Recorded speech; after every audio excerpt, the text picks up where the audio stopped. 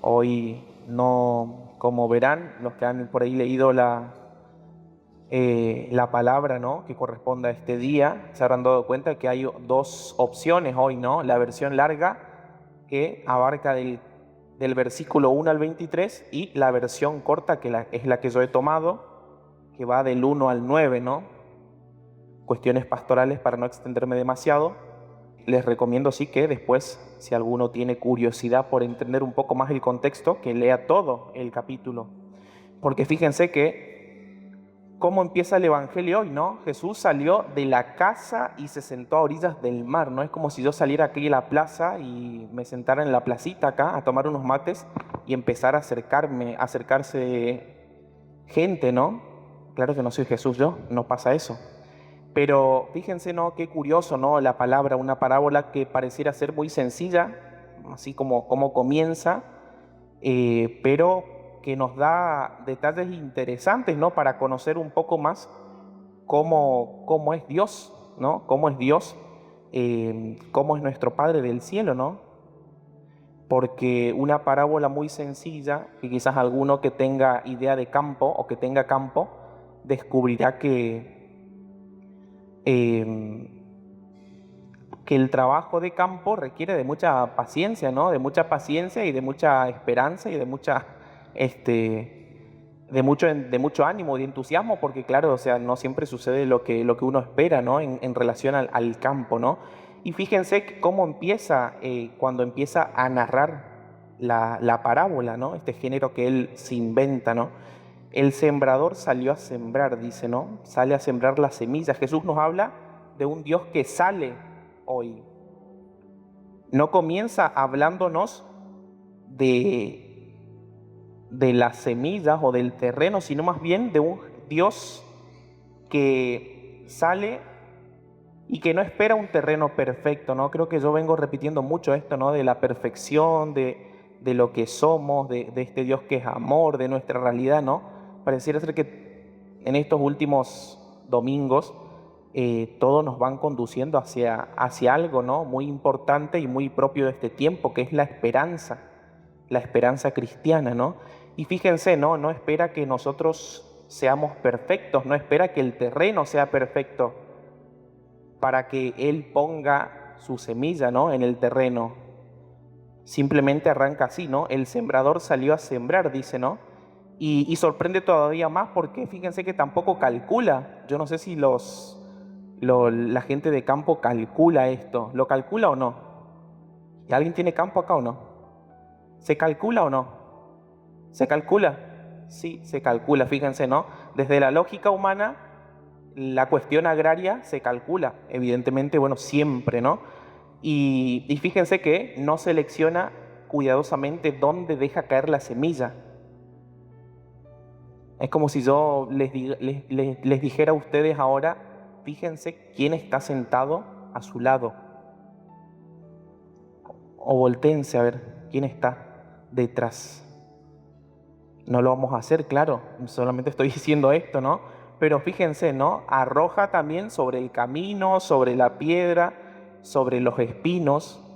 Hay 4 tipos de terrenos, son 4 los tipos de terrenos que nos presenta hoy el Evangelio, pero fíjense que no es recién hasta lo último de la parábola que se detiene en esto y arranca diciendo esto, ¿no? Sale a sembrar. Entonces, yo creo que desde la lógica humana, mi razonamiento, quizás también el suyo, parecería como un desperdicio, ¿no? Y que de hecho somos como un desperdicio nosotros, porque muchas veces somos testigos de esto que sucede allá afuera, de muchas personas, de hecho incluso pueden que sean nuestros familiares los que digan, te vas a la iglesia para nada, porque volvés igual. ¿Y cuál es la diferencia entre esa persona que me dice eso y yo que estoy acá?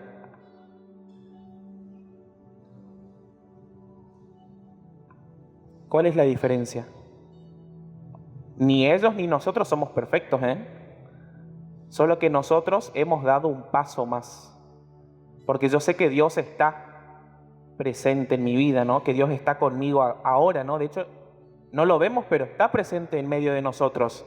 Donde dos o más se reúnan, yo estoy con ustedes, dice.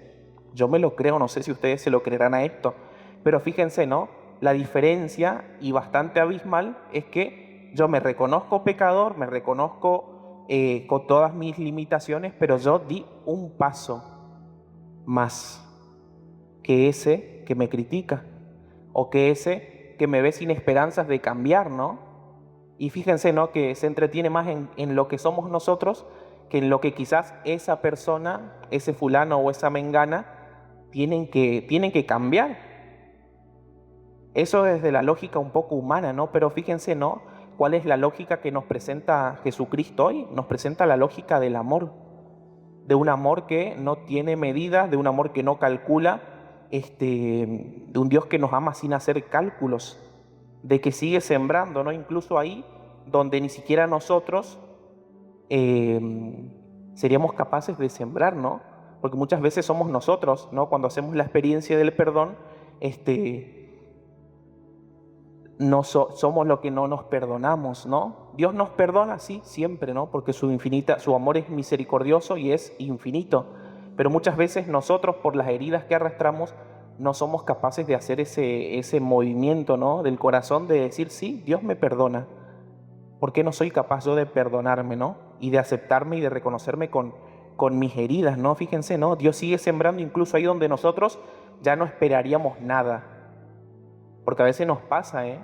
Nos pasa cuando con recurrencia, con frecuencia, cedemos a nuestros apetitos, a nuestras pasiones, a nuestro carácter, a nuestra forma de ser, a nuestra falta de caridad, de empatía con la gente, en el trato, ¿no? Cotidiano.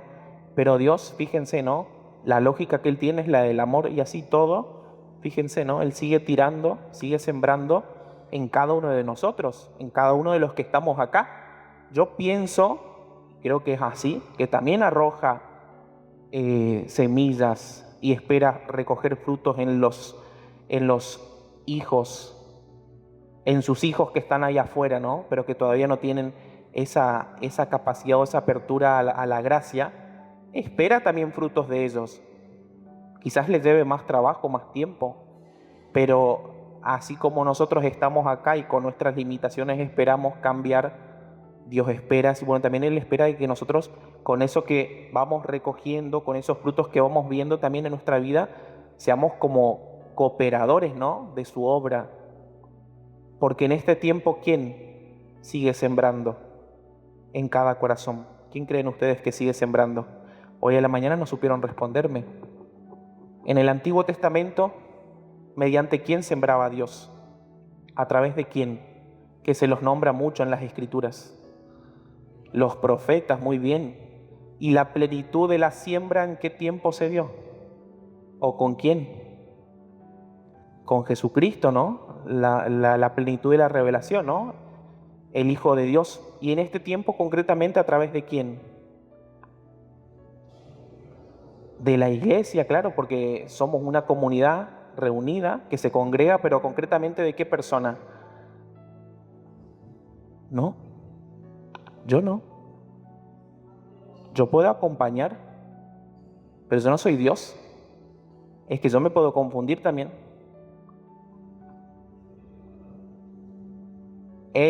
Espíritu Santo, porque estamos viviendo el tiempo del Espíritu Santo, ¿no? Fíjense, ¿no? Esto también es una catequesis, ¿no? Fíjense, ¿no? La creación Dios, la redención Cristo y el acompañamiento en lo que es la santificación, el Espíritu Santo. A través de Él, hoy Dios sigue obrando en nuestros corazones, ¿eh? Y no importa el pasado que nosotros hayamos tenido, el pecado por más grave que sea que hayamos cometido, lo que importa es que yo tenga esa determinación de querer cambiar, ¿no? De dar ese pasito, ¿no? Ese 100 por 1, solía decir una religiosa hace un tiempo, ¿no? Y a mí me quedó muy grabado, porque muchas veces nos cuesta, pero hacemos esa experiencia de que Dios a veces nos pide como ese 100 por 1 que tenemos que dar a través del Espíritu Santo, ¿no? Fíjense lo que decía estos días pasados en Medjugorje, en los videntes de Medjugorje, ¿no? ¿qué le pedía? No le pedía nada nuevo, no les reveló nada nuevo. Les decía, que creo que hizo mucho hincapié en esto, recen por sus seres queridos que han muerto, recen por las almas del purgatorio, le decía. Si le dijo eso, evidentemente es porque hay muchas personas, muchas almas en el purgatorio. Y nosotros como cristianos, en este tiempo, ¿no?, en el que avanzamos hacia esa plenitud, ¿no?, a la vida eterna, tenemos que asumir ese compromiso también, no solamente de procurar nuestra santidad, sino también de buscar la purificación de aquellas personas a las que hemos conocido en este mundo, para que también ellas puedan alcanzar esa purificación plena, ¿no?, que ya es la santidad, ¿no? Y fíjense, ¿no?, después cómo sigue, ¿no? Sí, aparece, ¿no?, la pregunta de la tierra. Y ahí empieza, ¿no?, a enumerar, ¿no? En primer camino dice, cayeron en terreno pedregoso, ¿no? Creo que en esta parte del Evangelio yo creo que uno puede caer en la tentación muchas veces, si nos ponemos a hacer examen de conciencia, ¿no?, así, bueno, a reflexionar, la tentación que muchas veces podemos tener nosotros, el error en el que podemos caer es en el pensar que esos terrenos, por ejemplo, representan solamente una persona. O la tentación de ubicarme yo en uno de esos terrenos. Y es un error que nos puede costar a nosotros, ¿no? Nos puede retrasar en la vida de la santidad, ¿no? ¿Por qué? Porque claro, yo me considero o me creo ahí, ¿no?, sin posibilidad de avanzar. Pero la realidad es que muchas veces todos llevamos algo de esos 4 terrenos, porque nuestra vida es así, ¿no?, un poco fluctuante. Porque muchas veces nos movemos por nuestras pasiones, nuestros sentimientos, nuestras emociones, ¿no?, como lo que nos produce Argentina cada vez que juega. Entonces, fíjense, ¿no? Y el Señor lo que nos dice es esto, ¿no? Es, bueno, muchas veces podemos experimentar en alguna etapa de nuestra vida el ser terreno endurecido, ¿no?, donde la palabra de Dios no logra entrar. Evidentemente, si estamos acá es porque quizás no seamos ese terreno ahora, hoy. Otras veces somos terreno pedregoso, ¿no? Si recibimos el Evangelio, que puede que es lo que casi todos experimentamos, ¿no?, con frecuencia, ¿no? Pero ese entusiasmo del Evangelio que recibimos muchas veces se difumina porque ante la primera situación difícil, ante la primera dificultad, ¿qué hacemos? Abandonamos. Yo suelo decir el cristiano de los 4 domingos, ¿no? Porque vos lo ves 4 domingos en misa y al quinto ya la primera crisis que le vino, ¿no? Y no supo agarrarse a Dios cuando vino la curva de la vida, ¿no?, que constantemente o con frecuencia experimentamos situaciones difíciles que nos llevan a pensar que Dios no está, ¿no? O hacernos esa pregunta de ¿dónde está Dios? ¿Qué hace Dios? ¿Será que está sentado todavía ahí en la orilla del mar? Solito, ¿no? Relajado, que nadie le moleste. Y capaz que sí, pero capaz que está rezando ahí en la orilla del mar por mí, por esa dificultad que estoy atravesando, ¿no?, fortaleciéndome interiormente, llenándome de esperanza, ¿no?, porque yo sé que la esperanza cristiana es lo que me tiene que sostener cada día. Y así, ¿no? Después en ocasiones los espinos, ¿no?, las preocupaciones que a diario experimentamos también, ¿no? También en un país como el que tenemos nosotros, que muchas veces se torna difícil. Y por último, ¿no?, también pues, bueno, la tierra buena, que yo creo que todos también en algún momento, o quizás ahora, estamos siendo tierra fértil. Capaz que ustedes muchas veces no lo ven y necesitan de otro que venga y se los diga, che, fíjate, fulano y tal, está en misa. Y gracias a vos, porque vos le dijiste esto, le dijiste aquello, porque vos le recomendaste que vaya al Santísimo, que rece, que aquello. O a veces cuando le damos ese empujoncito anímico, ¿no? Porque lo vemos bien, porque lo vemos de ánimo, o esa forma de tratar a la gente que muchas veces tenemos, ¿no? Es porque vamos viendo progresos en la fe. Fíjense, ¿no? Si uno se pone a hacer este examen de conciencia y descubre esto, pero claro, para descubrir esto, la pregunta que hoy nos hace Jesús es muy concreta. Yo sé que Dios es amor, pero me hace una pregunta, ¿no? Y lo que me pregunta es qué clase de terreno o de tierra estoy siendo hoy. Porque la santidad, como lo decía San Pablo, se la juega cada día, ¿no? Y hasta el final. Porque San Pablo, todos conoceremos la famosa frase de San Pablo, ¿no? Esta de que ha alcanzado la meta, ¿no? Decimos como Messi, hasta el último minuto. Porque nadie sabe lo que va a pasar en el último minuto, ¿no?, del partido. Creo que lo hemos hecho la experiencia en el partido pasado contra Egipto y ayer también un poco así, ¿no? Porque claro, nadie quiere llegar a penales. Nadie, ¿no? Esto no es litúrgico, pero me sirve para hablar de la humilía, porque en el fondo, tanto Jesús hoy como los discursos que estuvo dando Messi estos días atrás sin ser teólogo, nos hablan de la esperanza cristiana, de saberse sostenido por alguien, él por su equipo, por el cuerpo técnico, por las devociones que cada uno tiene, ¿no? Porque creo que este es un mundial muy particular en el que estamos viendo muchos jugadores que no tienen miedo a manifestarse públicamente, personas religiosas. Fíjense, ¿no? Una novedad. Entonces, hay esperanza, ¿no? Porque a veces, claro, nos quedamos con todas las noticias malas que pasan en el mundo, pero no nos damos cuenta de estas pequeñas cosas, ¿no? Un jugador que quizás, no sé si tenga la confirmación, pero un jugador que tenga una Virgen de Luján acá, pegada, o alguien que se arrodille sin miedo al qué dirán, por ejemplo, la prensa, y levante la mirada al cielo, ¿no? No creo que levante la mirada al cielo para darle gracias al demonio. ¿Qué piensan ustedes? Yo creo que, quiero creer, ¿no? Fíjense, ¿no? Así, bueno, tenemos muchos motivos para caminar, para seguir perseverando, ¿no? Porque claro, muchas veces también nosotros nos detenemos en todo lo malo, en todo lo que no nos sale bien y no somos capaces de descubrir que hay muchas cosas buenas que estamos haciendo, que Dios va permitiendo en la vida de cada uno, la vida de todos los que estamos acá, quizás también en los que están afuera, porque claro, nos ciega tanta negatividad. ¿Y eso a qué se debe? Quizás se deba al rato de oración que cada día hago, a esa frecuencia que tengo con el Santísimo, ¿no? La lectura de la palabra, que me dejo interpelar, esos actos de caridad que procuro hacer, ¿no? Con el prójimo, a veces con los seres queridos que uno tiene, con los que uno comparte vida, ¿no? Los sufrimientos, la enfermedad, la ancianidad, la soledad, las crisis. Es verdad que no solucionamos problemas nosotros, ni el psicólogo te soluciona los problemas, ni el cura. Nosotros damos orientaciones de cómo afrontar con esperanza desde la fe, como el psicólogo a través de las terapias que suele dar y tantas otras ciencias que también acompañan y orientan, pero el que tiene que hacer el cambio es uno. Y si se apoya en Dios, mejor, ¿no? Porque claro, se sabe sostenido en alguien, no en una idea, ¿no? O en algo del pasado, una historia que me contaron mis abuelos hace mucho tiempo atrás, ¿no? Entonces que podamos hoy salir de esta Eucaristía pensando en esto, ¿no?